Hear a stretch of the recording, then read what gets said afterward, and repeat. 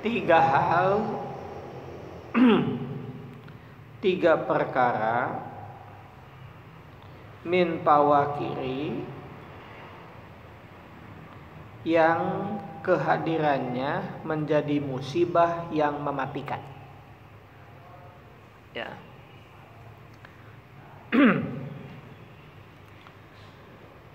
Salasun minal fawakiri, tiga perkara ini tergolong musibah yang mematikan, yang membinasakan.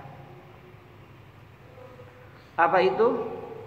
Satu, kata Nabi, imamun in ahsanta lam yaskur wa in asakta lam yaghfur. Wa in asakta lam yaghfir. Ini yang pertama. Umat di akhir zaman yang harus diperhatikan, kata Nabi, ada tiga hal kalau dia datang itu musibah yang membinasakan. Apa itu? Satu, imamun in ahsanta lam yaskur wa in asakta lam yaghfir. Seorang pemimpin apabila kita berbuat baik kepadanya, dia tidak bersyukur. Kes ditulungan kurang teh, kes dipilih kurang teh, tapi tidak mau terima kasih. Wa in asata lam yaghfir, tapi kalau kita berbuat kesalahan tidak ada maaf kepada kita. Ini musibah yang mematikan, Pak. Jadi kalau ada orang sudah kita tolong hare-hare weh, tapi kalau kita berbuat salah dia tidak pernah mau memaafkan. Wah, ini bencana ini. Yang kayak begini. Ini yang pertama. Yang kedua, kata Nabi, yang bencana yang mematikan itu adalah wajarun in ro'a khairon dafanahu wa in ro'a saron asya'ahu. Yang kedua, bencana yang mematikan itu adalah tetangga. Bila in ro'a, apabila dia melihat, mengetahui, khairon, kita berbuat kebaikan, dapanahu, dia memicingkan mata. Hare-hare weh. Kita berbuat kebaikan, tidak mau tahu, hare-hare weh. Tetapi wa in ro'a syaron sa'ahu, apabila kita berbuat kesalahan, dibeja-beja. Ini musibah yang mematikan. Kata Nabi yang ketiga, yang kedua, bencana yang mematikan. Punya tetangga, apabila kita berbuat kebaikan, dia diam-diam saja, tidak peduli, tidak ada respon, tidak ada reaksi apa-apa. Tetapi apabila kita berbuat kesalahan, dipublish di mana-mana, Pak. Ini musibah yang mematikan. Kalau kayak begini, musibah. Yang ketiga, kata Nabi, yang beliau khawatirkan dalam riwayat Imam At-Tabrani ini, wamro'atun in hadorta adanaka wa in gibta anha khonatka. Bencana yang mematikan yang ketiga adalah pasangan hidup kita. In hadorta, apabila kita hadir, ida in hadarat, apabila berkumpul dengan kita, adanaka, dia menunjukkan kesetiaan. Wa in gibta anha, apabila kita tidak ada di hadapannya, khonaka, dia berkhianat. Ini bencana besar, pasangan hidup yang tidak setia. Ini berlaku bagi kita maupun pasangan hidup kita, Pak. Ya, bukan hanya istri saja yang disalahkan.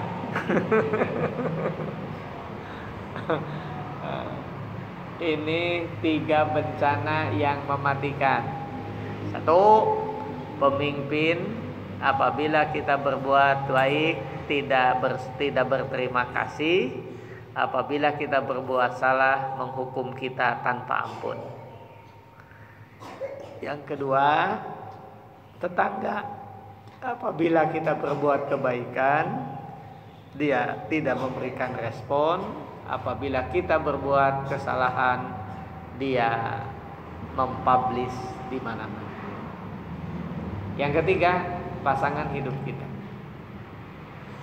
apabila ada bersama kita dia menunjukkan kesetiaan,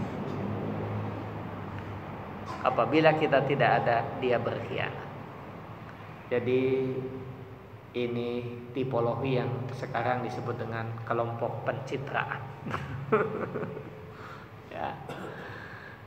Mudah-mudahan kita tidak mengalami zaman ini yang kita jalani saat ini. Kekhawatiran Nabi belum hadir dalam kehidupan kita. Akhir zaman. Di singkiran gempa bumi. Encan ada megatrust katanya ini, gempa bumi yang dahsyat, wa naudzubillah ya.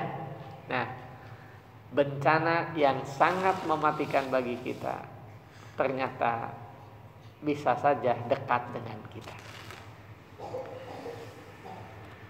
Yang pertama, kita balikan piramidnya adalah pasangan hidup kita. Yang kedua adalah boleh jadi orang-orang yang ada di sekitar kita.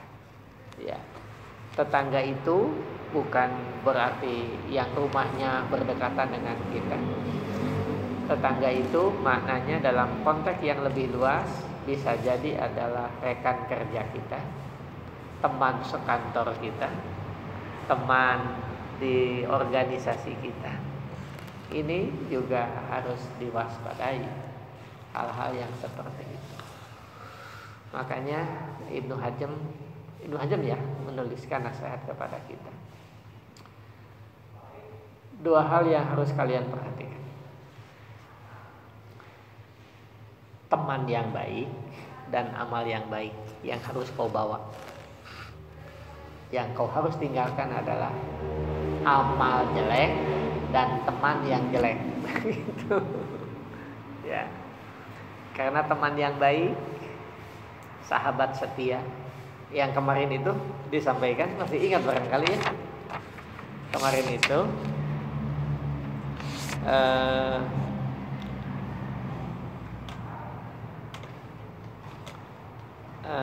apa namanya itu? Nabi sallallahu alaihi wasallam mengajarkan kepada kita tentang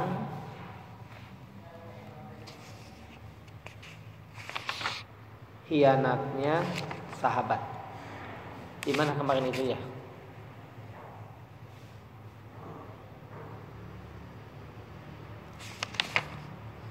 Jadi sahabat yang baik bisa menjadi syafaat bagi setiap kita. Ada satu riwayat yang menjelaskan yang sudah cukup populer. Ibnu Hajam menuliskannya. Nanti kalau kalian yang pertama kali masuk surga, kemudian kalian tidak menemukanku, tolong tanyakan kepada Allah di mana si A, di mana si B, di mana si C. Ketika Allah balik bertanya, memang dia siapa? Dia sahabatku ya Allah. Aku pernah sholat berjamaah dengannya. Aku pernah taklim duduk di majlis yang sama dengannya. Oh begitu? Kalau begitu jemputlah. Temanmu masih ngeem keneh di Ciater. Ayo jemput sana. Kalau itu memang sahabatmu, jemputlah. Ini sahabat yang baik. Ya. Jadi yang harus kita bawa ke akhirat itu amal baik dan sahabat yang baik. Yang kita tinggalkan adalah amal jelek dan sahabat yang jelek. Maksudnya jelek amalnya. Ya. Jamaah sekalian yang dirahmati oleh Allah, inilah catatan subuh ini kepada kita kaitan dengan tema besar nasihat Nabi bagi umat di akhir zaman. Imam Ahmad memberikan catatan, meriwayatkan 6 hal dari Nabi yang memprihatinkan umatnya. Ada 6. Diangkatnya anak-anak sebagai pemimpin. Terlampau banyak petugas keamanan yang memproteksinya. Main suap dalam urusan hukum. Mudah pecah kongsi karena kepentingan pragmatis, kepentingan sesaat, dan meremehkan pembunuhan. Generasi baru yang menjadikan Al-Quran sebagai hiasan, nyanyian, menjustifikasi perbuatannya. Yang keenam, khawatir memprihatinkan menimpa umatnya adalah mereka mendahulukan dan mengutamakan public figur ketimbang mereka yang memiliki keahlian, keilmuan, dan kemampuan. Aku khawatir. Dalam riwayat Imam At-Tabrani, Rasulullah juga mengingatkan kepada kita 3 musibah yang akan menimpa umat ini, dan musibah ini sangat mematikan. 1, apabila ada seorang pemimpin, kita berbuat baik kepadanya, dia tidak bersyukur. Apabila kita berbuat salah, dia tidak memberikan ampun. Yang kedua, tetangga. Apabila kita berbuat kebaikan, dia tidak memberikan respon dan tak peduli. Tapi apabila kita berbuat kesalahan, dia mempublish di mana-mana.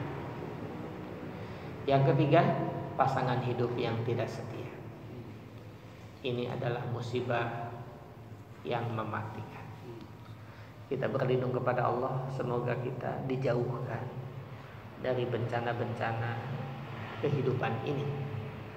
Kita mohon kehadirat Allah, dianugerahi kesehatan lahir batin, amin, keistiqomahan di dalam ibadah, kehidupan rumah tangga yang sakinah, mawaddah, warahmah. Sebetulnya Rasul itu pernah bersabda gitu, bahwa sesungguhnya orang yang habis dari umatku adalah orang yang datang pada hari kiamat dengan membawa salat, saum, dan gitu. Tetapi dia sebetulnya membawa kezaliman. Itu gimana? Gini, jadi satu waktu kan Rasul begini. Kalian tahu artinya muflis? Awas. Ada muflis, ada muhlis, ada muhlas gitu ya. Itu beda itu. Ya. Kan ulah dihijikeun jadi cuplis we, Pak, eta mah. Ya. Muflis itu kata para sahabat, mereka yang potol, bangkrut, usahanya bangkrut. Bukan itu kata Nabi. Meskipun maknanya sama, tapi bukan itu yang aku maksud. Lalu apa ya Rasulullah? Ini, orang muflis itu adalah orang yang datang di akhirat kelak menemui Allah dengan membawa ribuan amal, miliaran kebaikan. Akan tetapi ketika dalam hisab datanglah yang menggugat, Pak. Ya Rob, sebentar, ada apa? Jangan dimasukkan dulu itu ke sorga. Emang ada apa? Dia pernah menipuku. Aku mohon keadilan. Oh gitu? Nipuku naon? Judi online. Oh gitu? Baik, bayar. Kau menipu apa? Dengan cara apa saya membayarnya? Pahala saumu berikan. Oke, lunas, beres. Melangkah lagi, ya Rob, ada apa? Dia pernah mengkhianatiku, sehingga aku mengalami kerugian ini. Gitu, ya. Pahala haji berikan. Melangkah lagi, ya Rob, mohon maaf, ada apa? Dia telah menjanjikan sesuatu tapi tidak pernah memenuhinya. Oh gitu. Pahala umrohnya berikan. Ribuan orang yang menggugat di akhirat. Sampai kebaikannya habis. Datang lagi. Sudah nggak ada kata malaikat, ya Rob, kebaikannya. Udah, kejelekannya kasih. Pindahkan kejelekan. Kamu apa masalahnya? Ini. Oh, ada kebaikannya sudah habis. Wah, kejelekan kamu pindahkan. Itulah muflis. Orang yang rugi total.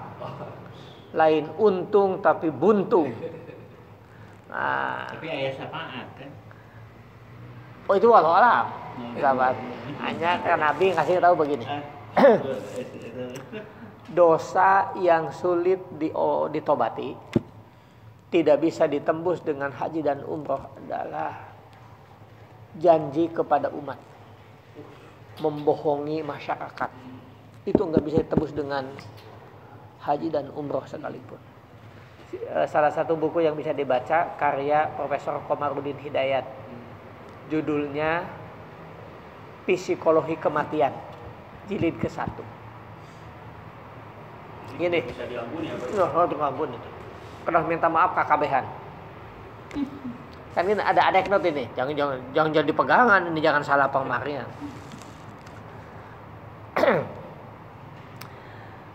Janji kepada umat atau korupsi, mana dosanya yang paling besar dengan memakan daging babi?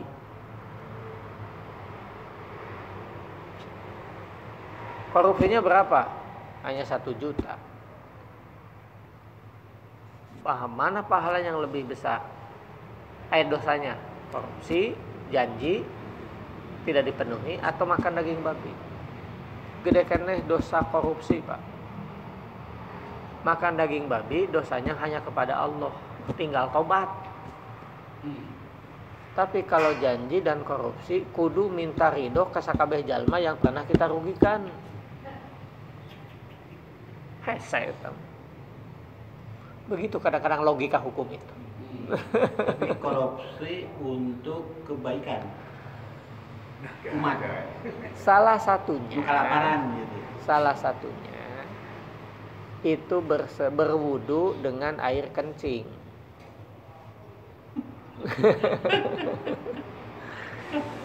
Jadi kan begitu logikanya. Ya, apapun alasan. Ya, jadi bersedekah itu artinya benar, maka caranya harus benar. Itu saja. Robin Hood gitu ya. Demi fakir miskin ngerampok kerajaan. Nah, itu terkadang bisa dibenarkan dalam logika sosial. Kalau di agama tetap dari sosial logika sosial ya. Logika sosial. Logika sosial dibenarkan. Karena ini untuk menyelamatkan umat. Jadi kalau umat ini sampai kelaparan mati, yang dosa siapa? Orang kaya. nyolong roti demi ngisi perut gitu.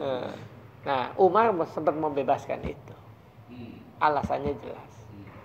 Jadi kalau gini, ada kesalahan yang memang dimaafkan, bukan dibenarkan, Pak. Oh, itu dibohong. Bohong oke sami kan. Bohong itu tetap aja bohong. Tapi ada yang dimaafkan. Nah, kata maaf ini harus digarisbawahi. Bukan kesalahan yang dibenarkan. Salah mah tetap salah, Pak. Salah mah tetap salah. Tapi dimaafkan. Nah, itu yang membedakannya. Ada yang dimaafkan. Jadi dimaafkan. Ada yang dimaafkan kan. Ada apa gini logikanya? Gini. Iblis dan Adam dua-duanya berdosa, Pak. Ya. Iblis bedegong, takabur, dosa. Adam tergoda hawa nafsu. Dua-duanya salah. Dihukum, Pak. Dua-duanya dikeluarkan dari sorga. Ini yang saya sebut istilahnya. Salah. Bukan dibenarkan salahnya.